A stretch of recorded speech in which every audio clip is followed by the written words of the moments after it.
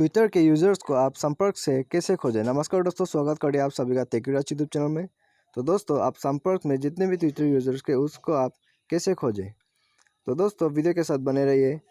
तो पहले तो आपको क्या करना होगा कि आप ट्विटर में चले जाइए और यहाँ में जाने के बाद आपको यहाँ में 3 लाइन्स में क्लिक करना है और यहाँ में आपको फॉलोअर्स में क्लिक कर देना है। तो फॉलोअर्स में क्लिक करने के बाद आपको ऊपर में प्लस साइन दिख रहा होगा, तो उसमें आप क्लिक कर दीजिए और यहाँ में सर्च में क्लिक कीजिए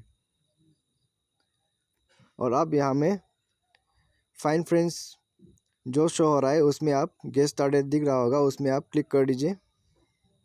तो यहाँ में आपको सिंक कॉन्टैक्ट्स मिल जाएगा। तो सिंक कॉन्टैक्ट करने के बाद आपको जितने भी कॉन्टैक्ट में ट्विटर यूजर्स है वो सब आपको यहाँ में मिल जाएगा। ठीक है, तो इस तरह से आप सिंक कॉन्टैक्ट कर दीजिए। तो जितने भी आपके ट्विटर यूजर्स है आपके कॉन्टैक्ट्स में वो सब आपको शो हो जाएगा। तो इस तरह से आप ट्विटर यूजर्स अपने संपर्क से ढूंढ सकते हैं। तो उम्मीद करते हैं वीडियो पसंद आया होगा। Thanks for watching.